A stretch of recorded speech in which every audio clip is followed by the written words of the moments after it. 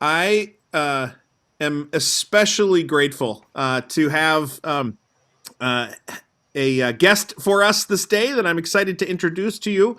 And this is, as you are aware, Valentine's Day. It's the 14th of February. And so, as our adult forum planning team was thinking about what kinds of things we might want to present today, we were thinking about the Transfiguration as our Bible story, but also taking note that that this is a day that we talk about love in many different forms and many different ways, and that language of love has been transformed into a discipline of understanding human relationships and behavior in some really profound ways through a discipline called love languages. And if you have you probably have heard about this in the past, and maybe you've even interacted with it some or read some of the materials about this.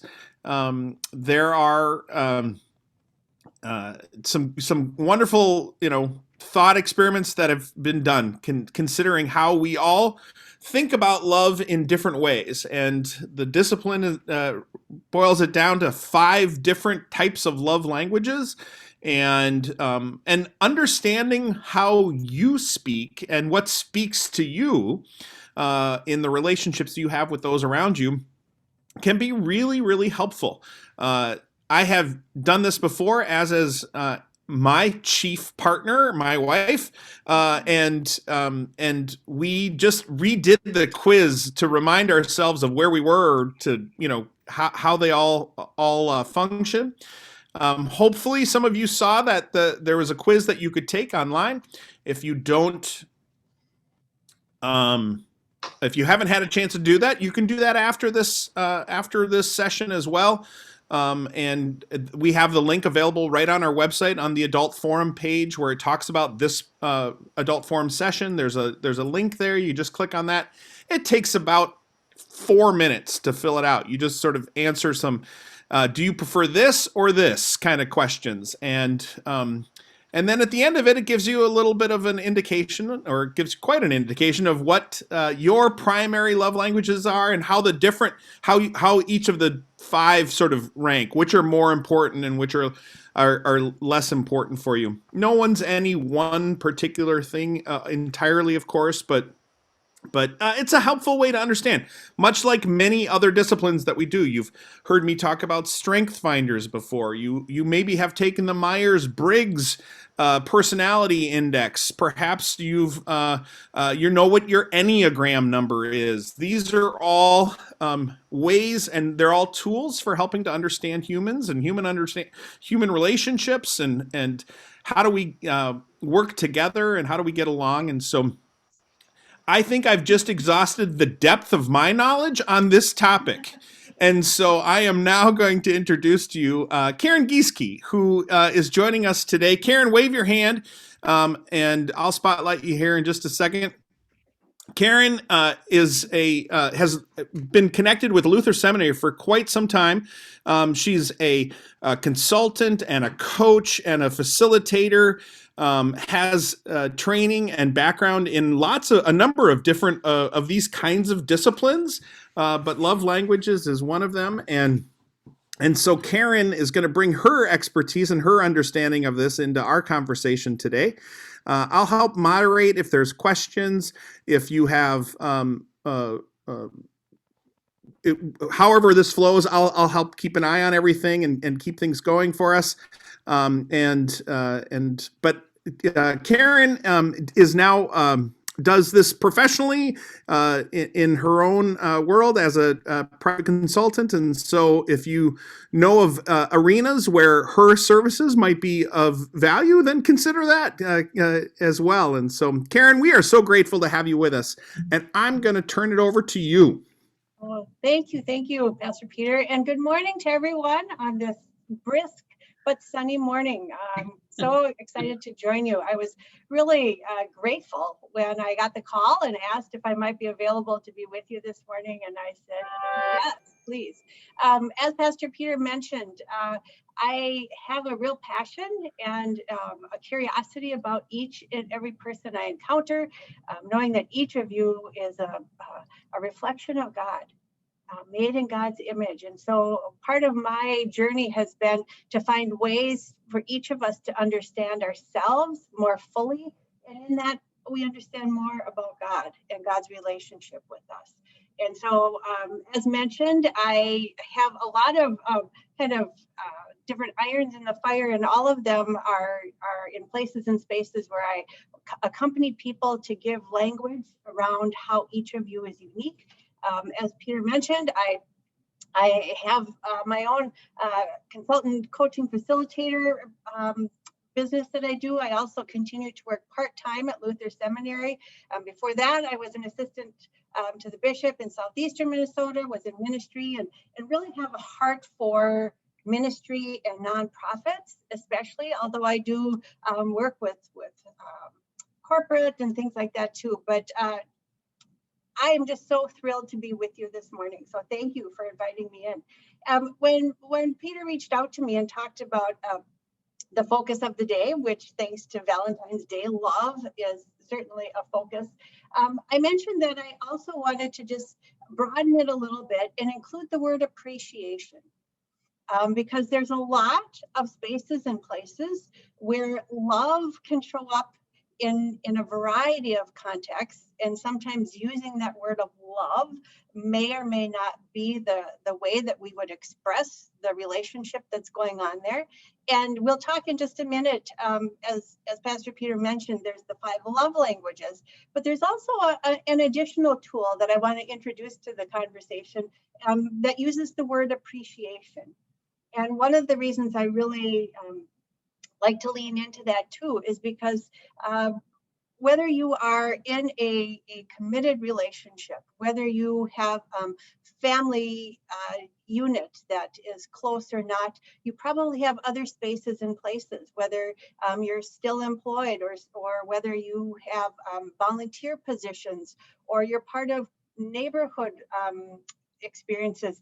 Those are all important relationships that God has woven into your day. And so to be able to express love and appreciation, no matter what the relationship is a part of what I believe we're invited and actually called by God to do. And so with that in mind, thank you. I love questions. And so I'm going to rely on Peter to kind of monitor. If you want to throw things in the chat room, go right ahead and do that. And Peter, I'll let you be the one to jump in and call things out if someone has something specific. I also want to make sure that we have a couple spaces in between to just open it up for questions, and we'll make sure we wrap up by the top of the hour. You're going to see very little of me for the time together because I'm actually going to use a PowerPoint. And so with that, I'm going to go ahead and do the screen share piece. But please know I'm actively watching and participating with you, even though you're not going to see me as much in the big picture screen unless you do that on your computer. So with that in mind, Peter, I'm going to go ahead and do my screen share. And Peter, if you could just give me a thumbs up that it looks good. Excellent. All righty. Well, I am, again, just so grateful and glad that you are all here. And, you know, we are all about welcoming each other into these spaces and places. And there's so many different ways that you can even just welcome someone and show that you appreciate that you're in this place. And so thank you for welcoming me. And let's talk a little bit about this special day that we're on, and especially this language again about love and appreciation. As Peter mentioned, some of you may have had an opportunity to take one of the online quizzes. They now offer those for free, which is really awesome. If you have that handy, great. If you don't, no problem. But I would also invite each of you, if you have some paper and pencil handy, that would be great, because I'm going to invite you to jot a few things down along the way, and our brain actually takes things in a little more fully when we coordinate our hand and eyes and our language. So if you have paper and pencil, great. If you don't, not a problem either. But let's think about today. let's think about this day of Valentine's Day. And as I mentioned, I love questions. I love being curious. And so I knew a little bit about Valentine's Day, but I decided this was a great opportunity for me to learn a little bit more. So some of you may know about this already, but just in case, I want to just offer a quick recap.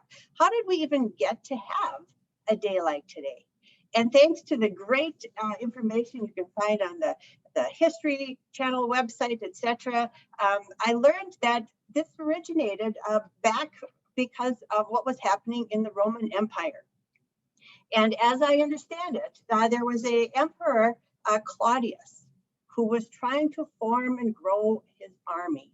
And men just weren't signing up, and he couldn't understand why not. And he decided that it must be that these men were so attached to their families and wives that they just didn't want to leave them, which kind of seems like a good thing if you're focused on families.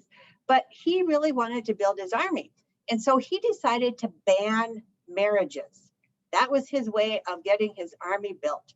And in the midst of that, there was a priest by the name of Valentine who disagreed with that. And so kind of undercover was still going ahead and performing marriages because he believed so strongly in that as the gift that God gave to us.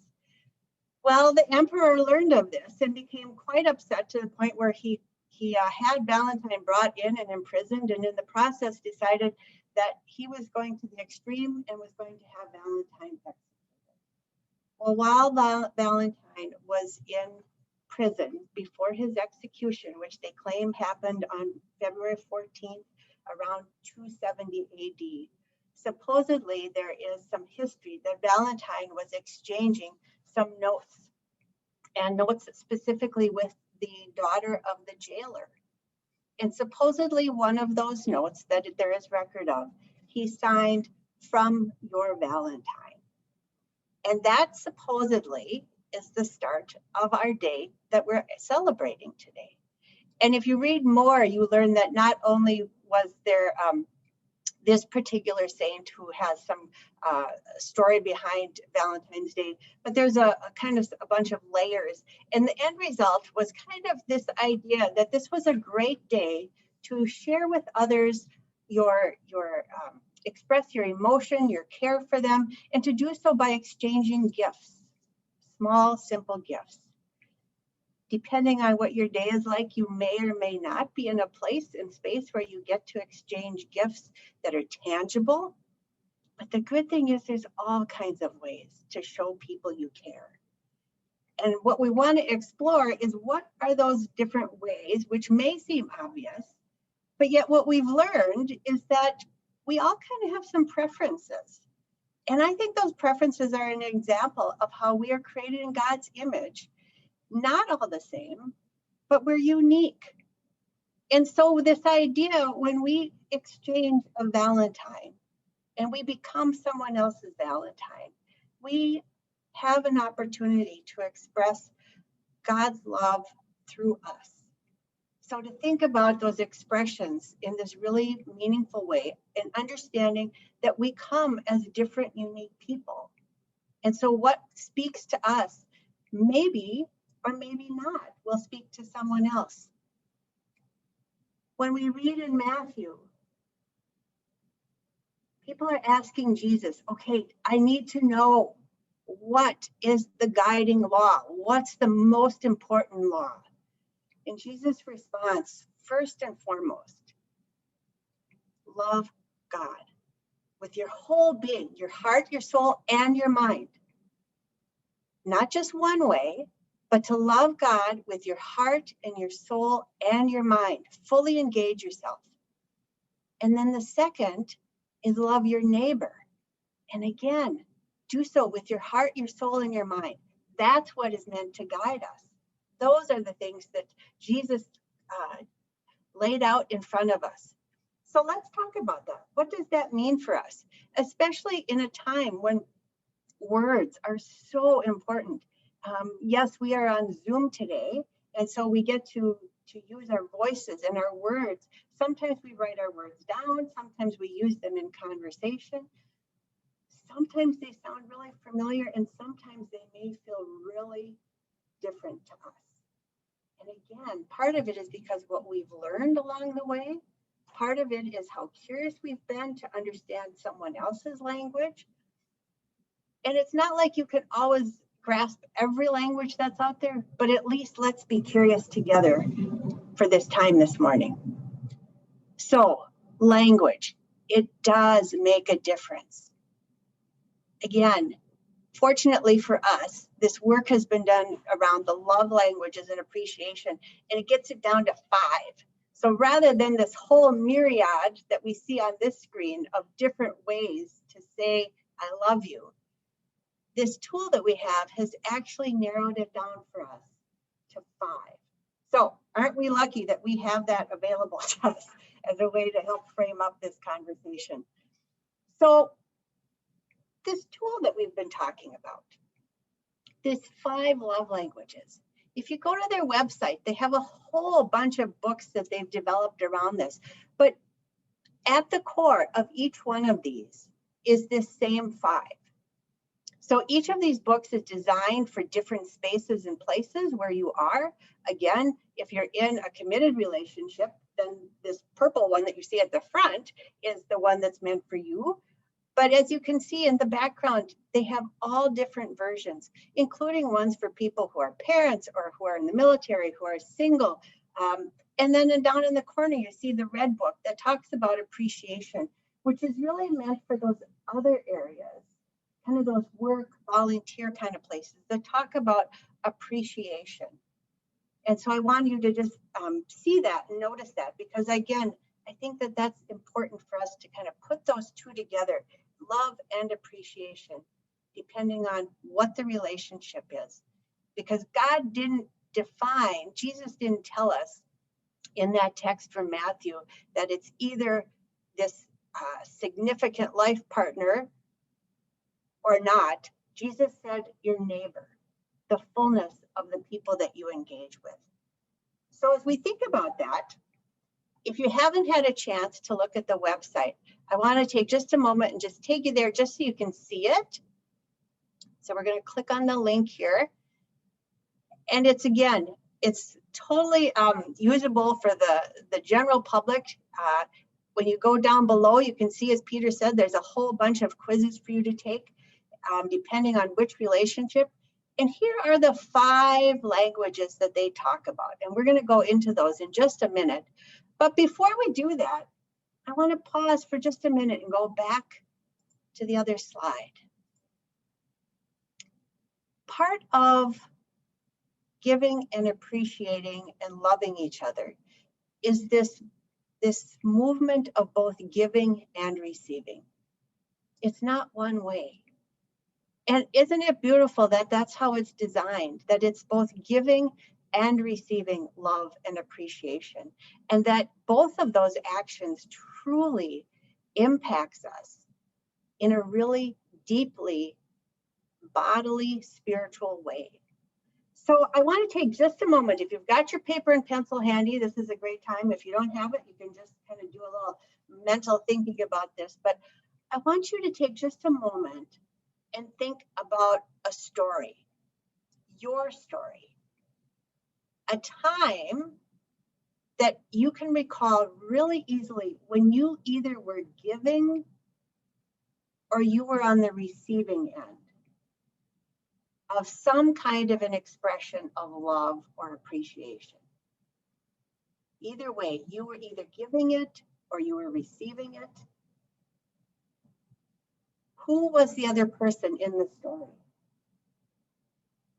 What was it that was given or received? And why do you remember it? So I want to give you just like 2 minutes to go ahead. Think about a time that's your story.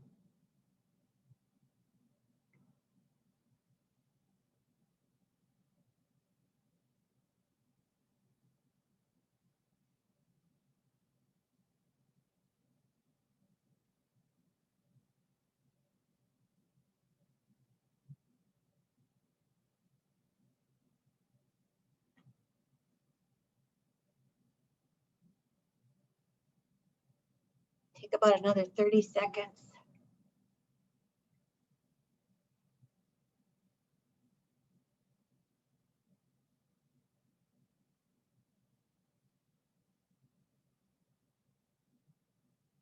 All right. Well, I invite you to pause for just a minute. And I want you to keep that story in mind, because we're going to briefly go through these 5 languages, again, that are both about love and appreciation. And I want you to think about, as we learn a little bit more about these 5 languages, think about it in terms of your story that you just reflected on. And see if you can hear and see which language or languages were showing up, were actually what was given or received. Okay, so let's go ahead and get started. Here's the 5, just for a little brief overview. They're quality time, acts of service, words of affirmation, tangible gifts, and physical touch.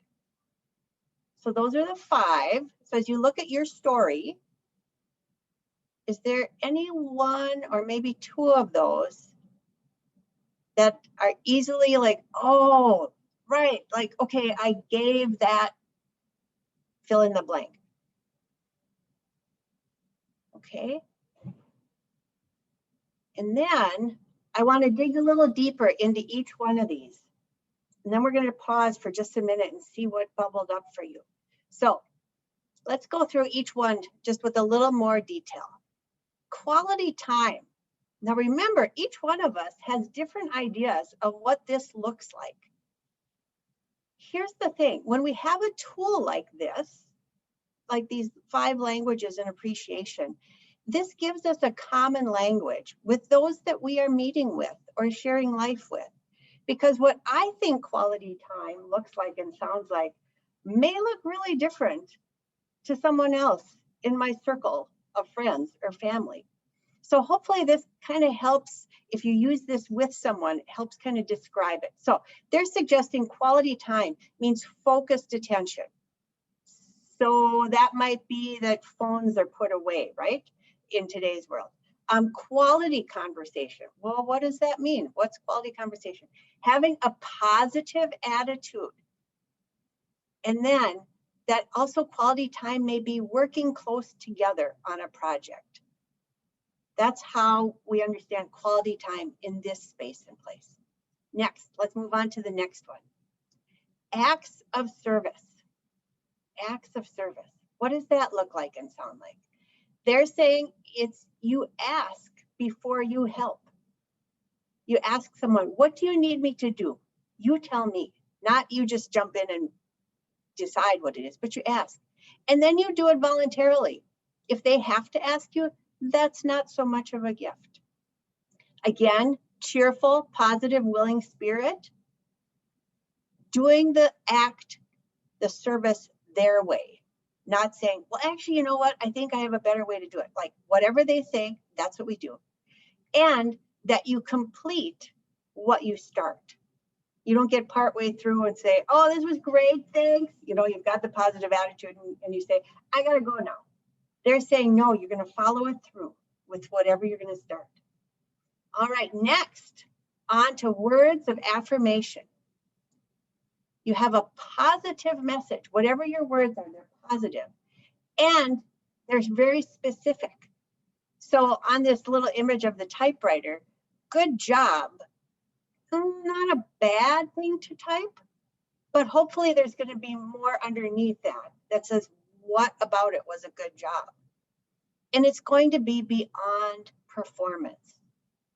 It's actually going to focus on who the person is, how they show up, their inner spirit and nature, the positive personality traits that they bring. So not just, thanks for doing that project, so glad you got it done. It's going to be, you know what I saw when you were working on that project? Fill in the blank, okay? All right, let's go on to the next one. Tangible gifts. Giving an actual gift. a thing is so important for some, if this is their language. Also, a gift that the person is going to value. You know, sometimes we maybe re-gift something because it was like, well, it's not exactly my style. So here, oh, this will work. Well, maybe not. So putting in time and energy when you are thinking about that gift is really important, and they will notice if you've done that. If you can add a handwritten note, makes all the difference. Also, like what kind of wrapping paper and bows and just the whole presentation totally makes a difference. And if you feel a little stuck, like I just am not good at this gift giving, it's okay to ask for suggestions from them. To actually say to them, you know, I'd really love to give you something for your birthday or for Valentine's Day, and I want it to be meaningful for you. What would be some ideas? And then the fifth is physical touch. And this one we want to pay really close attention to, because touch is one of the senses that God wove into each one of us. It is one of our senses. It's fundamental to being human. What we need to pay attention to is what is appropriate. What are those appropriate, meaningful, affirming kinds of touches? Sometimes we need to observe the behaviors of others to know what they see as acceptable or appropriate, to not just move forward with what we feel comfortable with. And it's different in a workplace, and there's no two ways around it. And that's why I really appreciate the second resource, this appreciation book, because it's really geared for the workplace, and it talks about that. And one of the things that I just want to mention in all of this is that in any of these experiences, with any of these languages, we have some kind of an emotional response.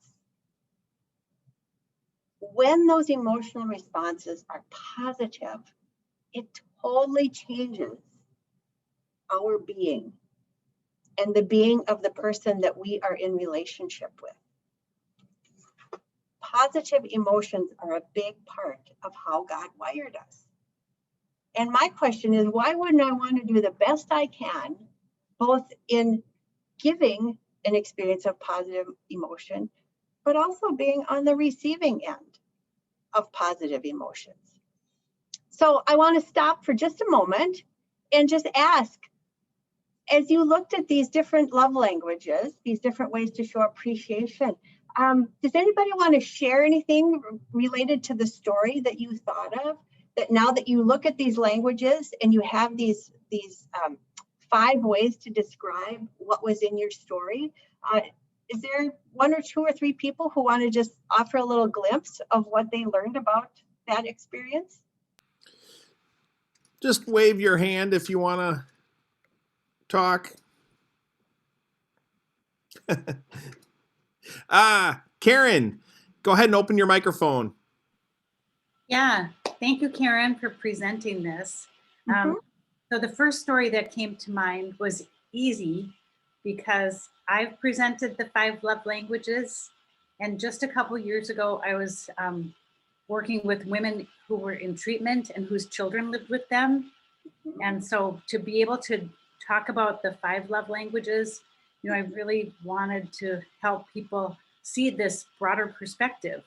So I felt like I was giving love, but I also felt like I was getting a lot of affirmation from them because, you know, they were happy to get this information and really ponder it. But then when you showed the qualities of quality time, I think it was, and you talked about, oh, I'm sorry, it was the physical touch. So first I think about that story when I was with a bunch of women. And then I thought about touch and how hard it is now not to be able to hug people that we love and care about, even when we're, you know, face to face. We just can't do that because of the pandemic. And then it reminded me, so it's about 11 months ago, my mother passed away, and I was so thankful to be at her bedside be able to touch her and to be with her at that time. And again, I felt like I was receiving, as much as I was giving. But that was, that's like the most powerful story in my recent memory. Yeah. Yeah. Thank you for that, Karen. That's beautiful. Thank you. Any other folks want to share a thought? My wife and I have been sitting here sort of trying to make sense of our love language rankings, or whatever, as you were talking through each of them. Why was one higher than another, and what does it say that that my highest is not as high on her list? Like, does that mean we're not as compatible as we could be? Or so if there's a question here, it's sort of, what do you think about that compatibility piece when thinking about, why one is more important, or ranks higher, not important, but, ranks higher, and that kind of thing. Yeah. No, thank you for that question. And that's the part that gets fun about this, is when you start to have this language to understand both yourself and the other, it makes a difference. And so when it comes to, if you take the quiz and you learn a little bit more about yourself, and you understand where you get the most energy, where the most positive emotion comes from, and where the least comes from, it really starts to make sense in your relationships. And Karen, thank you for mentioning like the quality time piece. I'll just use myself as an example. So quality time and words of affirmation are my top two, both when I take the quizzes for relationships with my family, but also in my workplace. But they look and sound differently depending on which place I'm in. But one of the things that's been very, very helpful is to understand that quality time has some really specific ways that it is meaningful to me. And so again, this idea of a shared project, but we're close together working on the project, that's I love that. I love having opportunities like that. And that's in both work and at home. That being said, it's also really important to me that it is focused conversation, and that it has meaningful conversations. That seems like an obvious one, but not everybody finds that to be something they need in the same way. Likewise, I have a sister who gifts, tangible gifts, is at the top for her. And that's actually at the bottom. And we're going to talk about that in a minute. And so I have to really pay attention, because it's not about any of these being right or wrong or good or better. It's just understanding the thing that I would naturally do is to give quality time, not to give the gifts. But for someone who that's not their language, they would be, why does she keep reaching out to me? Didn't we just see each other? So again, it's just understanding what's different for each one of us, and recognizing they're not right or wrong or good or bad. They're just different. And because God made each one of us differently, but in God's image, they all matter. They all matter. So I'm going to have us head back to the PowerPoint. And let's go a little bit deeper, because you're asking really good questions about this. And so as we look a little bit more, I want you to think about how this is really about daily life. This isn't just some kind of an assessment tool that you take in a class, and then you're like, well, that was interesting, and then you go on your merry way. Like, this is real time, daily life kind of stuff. Daily life, eating, that's a pretty common part of daily life, no matter what culture, no matter what region of the country, no matter what your residents look like. So I want to share with you an example of how someone in an online platform got really creative with this idea of what do these languages matter when it comes to something like food. And here was what this individual posted online, thinking about food and the 5 love languages and how it might look and sound different. So they used a burrito. And they said, if they knew someone who words of affirmation was important to them, they could say, wow, this is a really good burrito. Thank you for making it. Or if acts of service is someone's language, you could actually make them the burrito if they like it and say, I made this for you. Receiving gifts. Here's a burrito for you. You don't even have to necessarily make it, but you're bringing it as a gift. Quality time. Hey, let's go get some burritos together. And last but not least, they suggested that wrapping your arms around someone in burrito type fashion is a way that you can still think about a language through the idea of a burrito. So I just offer that as an example of how this really is daily life.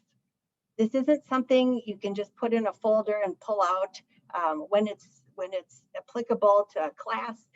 You get to think about this throughout your day in the simple, but yet really important moments where you are interacting with others. So let's think a little bit deeper about this. Okay, so I have this language stuff in my folder now. I'm trying to make meaning out of it. If I take the assessment or the quiz again, can I change it or will it change? What are some of the questions that you have? Well, here's a few that I'd like to offer.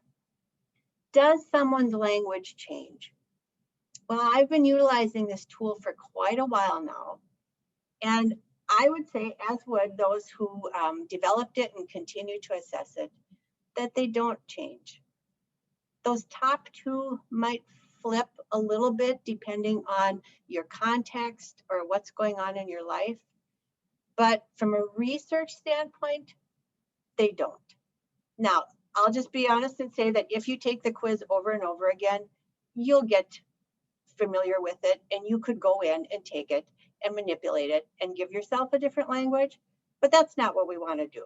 So I encourage people, if you take it once, great, that's what you should go with. If you want to take it a second time using like the appreciation tool, that can be really helpful because it offers some really different suggestions and ideas of how to understand yourself in a different kind of work setting. But again, it's going to be pretty consistent. So no, languages don't really change. Then I want to offer what they call the team at the team that developed the love languages, what they call the black hole. And again, if you take the assessment, you'll learn what your top ones are, but you'll also learn what they call is the black hole. And that's number 5 on your list. It's the one that is going to be least easy for you to do because you're not really there in terms of how your head, heart, spirit are formed. It's not that you're not aware of it. It's not that you don't see it, but it's actually the one that's not going to be your first go-to as naturally. It's going to be your blind spot, the one that you can't actually notice. And if you try and wait to really understand it before you act on it, you're probably going to be waiting too long. So what does that mean? Now that I know these things about my family, my friends, my colleagues, what am I going to do about this? And that's the kind of interesting, but almost a little bit scary about doing an assessment like this, and also about having others in your circle of family or friends or colleagues do this too. Because once they share that information with you, it kind of makes you accountable in a different way. Because if you know this now and you don't respond to it, what is that saying about how you care for that person or how you are loving them? As we heard in the Matthew text where Jesus says, love your neighbor. If we know these things about our neighbor, whether it's family, friend, colleague, but we are ignoring it, what does that mean? So the good thing is we've got a tool like this. that can help us. So what's next? Well, I would suggest that this idea of thinking about what genuine love and appreciation looks like and sounds like is what's next. And that word genuine is so important. It doesn't mean you have to understand it deeply. It just means you want to learn about it and do the best you can because you are being curious. And that in that, you encourage others to also be learning about the languages. You get to, by example, show how important this is.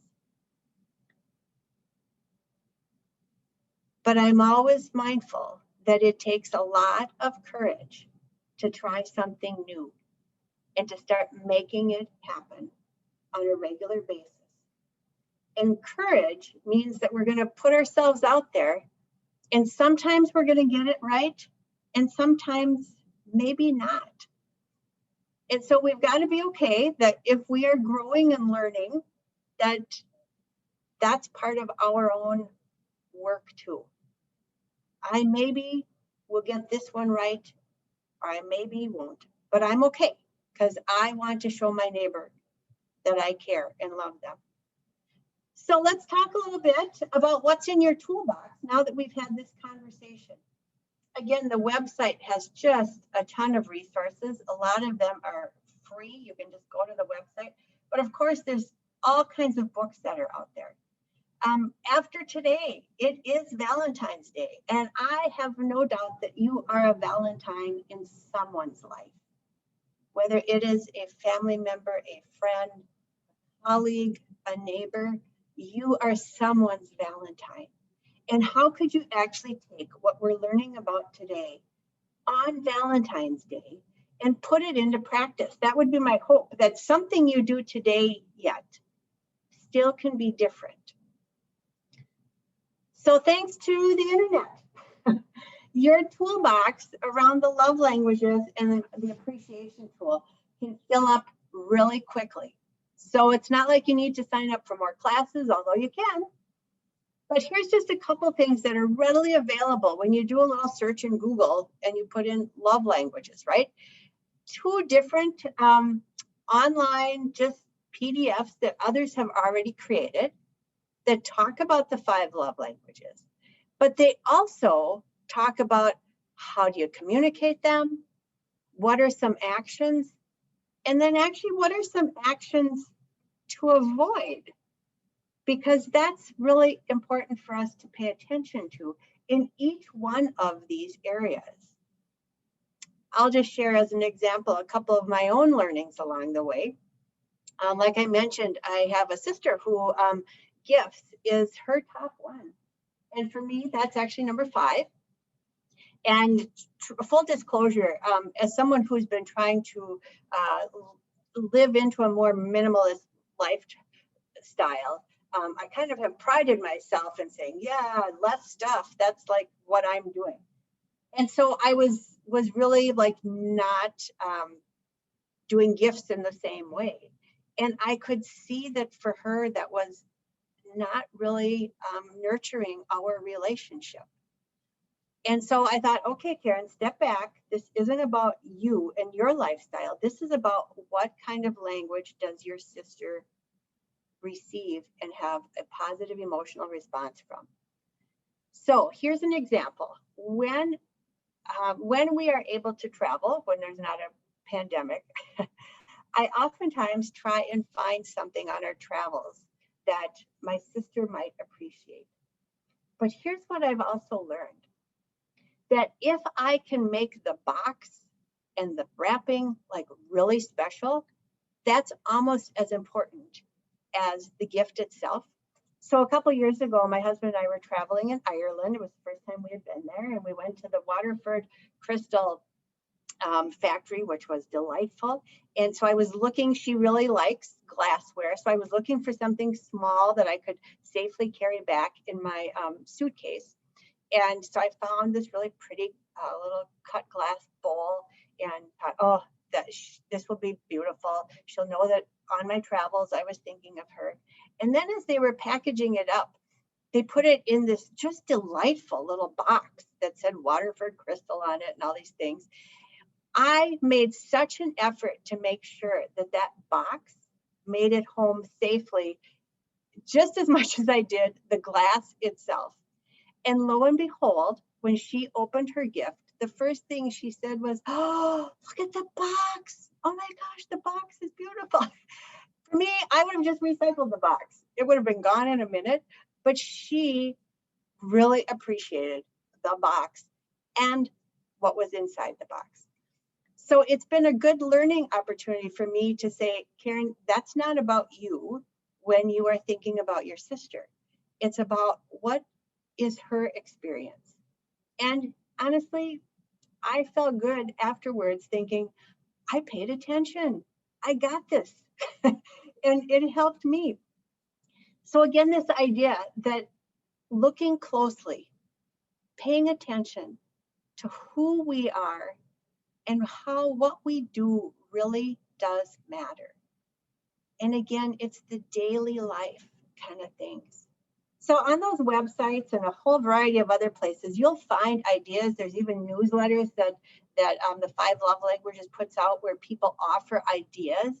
So if you feel like you're grasping for ideas, especially in a language that's not yours, I encourage you, if you don't mind, one more thing in your email box, to go ahead and sign up for their newsletter or get their books, because there's great ideas in there. But it does matter. I'll give you one more of my own personal experiences. As I mentioned, quality time and words of affirmation are my top 2. Now, my husband knows that. When we weren't working from home due to the pandemic, and I would go to Luther Seminary, I would pack my lunches all the time. And one of my staples in my lunch every day was a banana. I really like bananas. Well, unbeknownst to me, my husband was reading those newsletters that we sign up for. I mean, I knew he read them, but I wasn't paying as close attention to what he picked up on. And so one day, when it came time for lunch, I pulled all the food out of my lunchbox, and I had quite the surprise waiting for me. And it wasn't even in your traditional, oh, here's a note, which would totally work for words of affirmation. But he had read this idea in the newsletter. He had learned that you could write a note in a banana skin with like a toothpick or a pin. And when you write it in there, it doesn't show up immediately, like if you write with a pencil or a pen, but that over time it will show up. So when I took the banana out of my lunchbox, I had a little I love you note on the banana peel. And guess what? I had to take a picture and I have remembered that over and over again. And honestly, it didn't cost any actual dollar amount to do that. It was just my husband paying attention and taking those few minutes to read the newsletter and then find a time to quick do that. So this doesn't have to be an expensive thing. It doesn't have to be costly. It's just really paying attention to what matters to people. And not only did I receive positive emotion from seeing that, but when I could say to him, oh my gosh, you don't know how much that meant to me, he likewise received that same kind of experience. And the reason I want to mention that is that positive emotions are a big part of life's journey, as are negative emotions. And Barbara Fredrickson, who is a doctor at the University of North Carolina at Chapel Hill, has spent her life's career studying positive emotions. And she talks about what a difference it makes for each one of us to either give or receive those positive emotions. And the difference of when you receive or give negative versus when you receive positive is profound. And I offer this little nugget because we are in a moment in time in our history where there has been a lot of relationships where negative emotions have shown up. and have maybe spiraled us in ways that a few years ago we wouldn't have felt.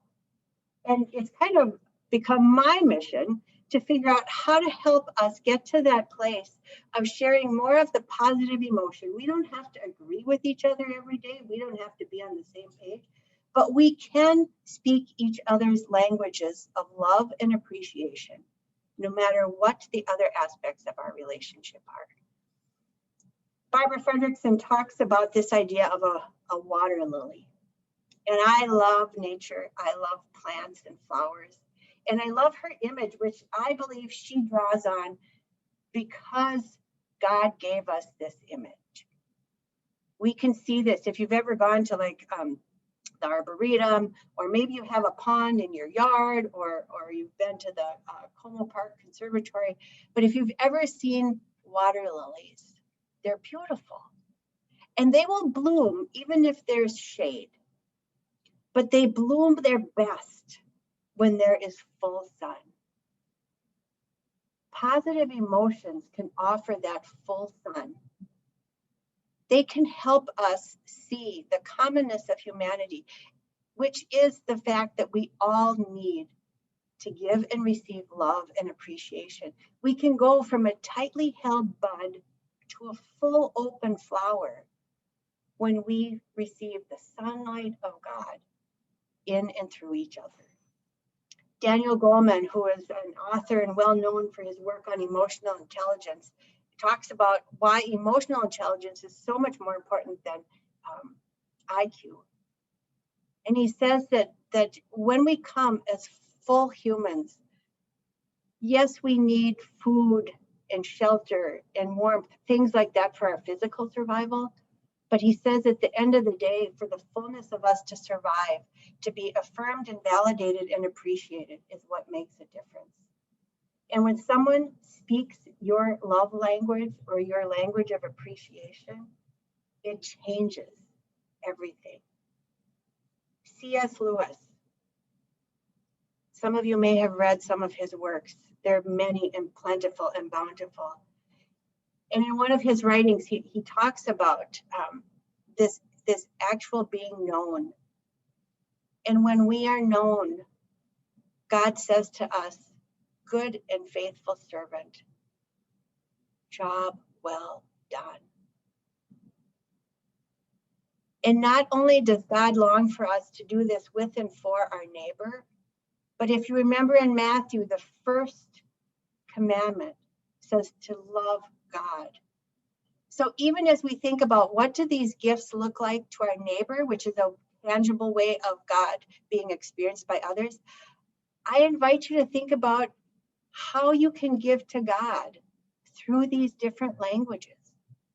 If some of these, if you learn about yourself that these are the things that you do most commonly, most specifically because it's how you're wired, lean into those in terms of how you are loving and giving back to God and appreciating God. And be aware of the thing that you're least likely to do for God because of your love for God. And figure out ways to, in fact, do that too, because it's not going to come as naturally to you. So I invite you to use this not just for your immediate relationships, but also when you think about your time with God. Again, which is most important? Love God with your whole heart, soul, and mind, and then love your neighbor. I want to pause for just a moment and ask if there's any questions, and then I have a closing prayer for us to do together. But we'd just love to hear what's coming, bubbling up for you.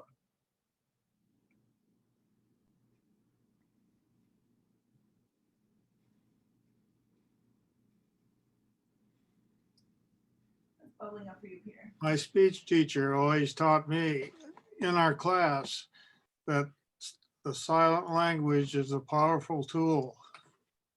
That's what you're saying. Mm-hmm. Mm-hmm. Yeah, That's part of it, but how important it is. Yeah, yeah. Thank you for that.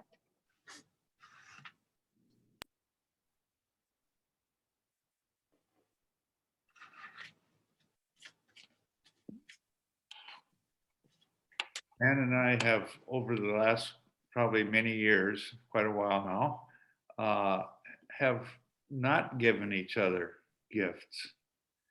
And the fact that we don't has almost become a gift.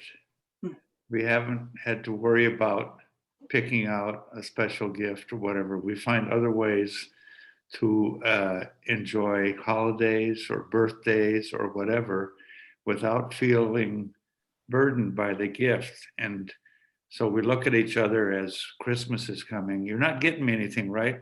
No, we'll have other ways of showing it, and it works. And it's been that way for a long time now. Yeah. Thank you for that. Dennis, do you feel like now that you have these languages that you can provide an example of what you do for each other? Oh yeah, sure. I mean, yeah, we thought about that. We took the test before the forum, and yeah, and we thought about what things we do for each other that are gifts of a different kind. Yeah. Do you feel like the results of the quiz aligned with the things that you do for each other? Yeah, almost all of them. There were a couple that we probably weren't quite in alignment with, but most of them yeah, it worked out pretty good. Yeah. Good. Thank you. Yep. Paul Sponheim wants to speak. Paul, open up your microphone.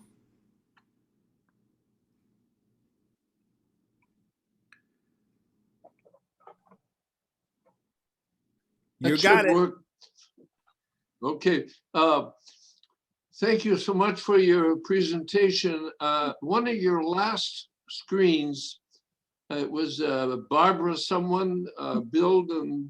Yep, build and run. I've lost some of the that's it. And the last entry on that screen was to face negative emotions, diminish negative emotions, and get a trigger an upward spiral. Am I close to remembering that? Correct, yeah. Yeah. I'm thinking, for example, of a situation where within a family, there's a sharp disagreement and anger between two members of the family, father and son, sister and brother. Anyway, would you have anything to add about, it's not just boredom, it's not just, there seems to be the two people repulse each other. How do you use the language of love in a situation like that? How do you trigger those upward spirals? Yeah, that's a great question. And that really calls us to draw on something deep inside where we have to find a way to put aside the disagreement and just focus on something that we know about that person and find a way to show them that we appreciate that part of who they are and recognize that belovedness that God has created. And again, like it's going to take some deep reflection to say, what do I know about that person? And how can I speak into that? And just hold this other experience to the side for that moment. But it's going to take some really intentional energy to do that. Yeah. I remember Thank you. when we talked about this as a staff a year ago or so. The small group of staff members, we all had sort of talked about what our love languages were and what we learned about that. But we also ended up talking a fair amount about sort of like the downside or what might be created as a result of someone's, particular love language and how that, can be a source of conflict. The example that comes to mind is gift giving. Like that's low for me. The gift giving and receiving piece, um, because I feel like it creates this. I don't like receiving gifts because I feel like then there's an expectation that I have to reciprocate, right? Or uh, so it just to me like it complicates a relationship when there are these exchanges that take place. Whereas the less tangible things like just words of affirmation or those tend to create stronger relationships or that kind of stuff. And so anyway, so there's this there I feel like with strength finders and with it, there is a negative side to knowing what your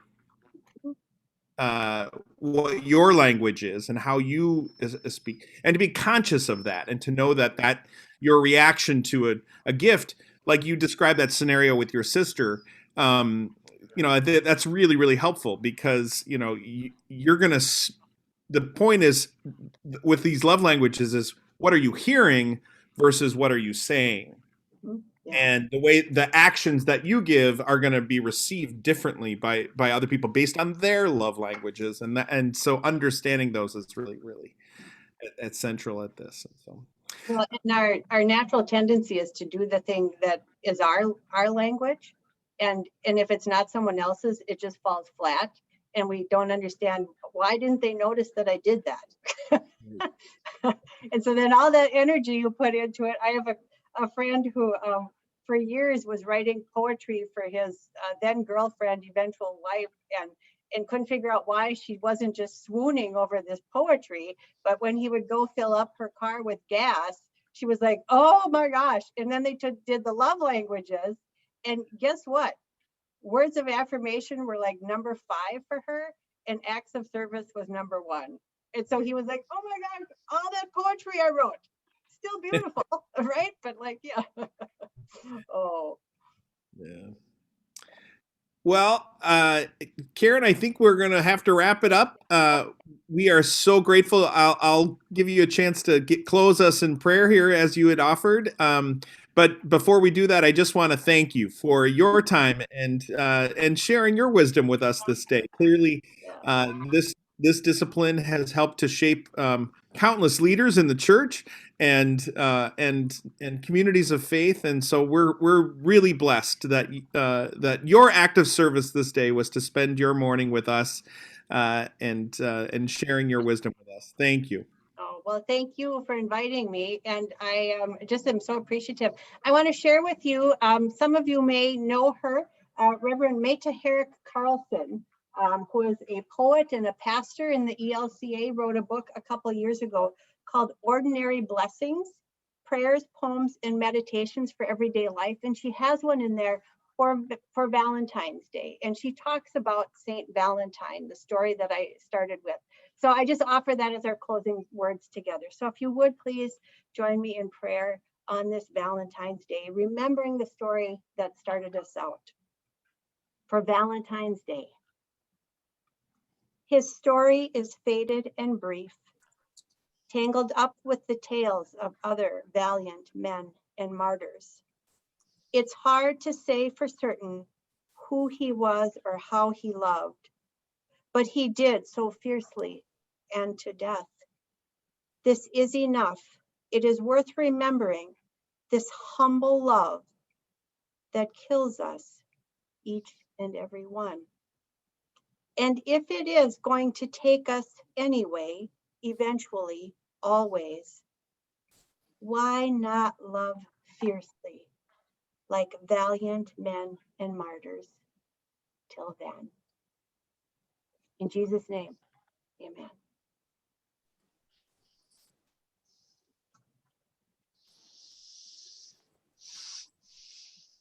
Thank you all so much.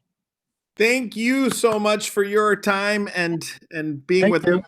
Grateful to be together with all of you. Have a wonderful rest of your Sunday. Enjoy the second service for those who still have to get to worship, and we'll see you again soon. Thank you.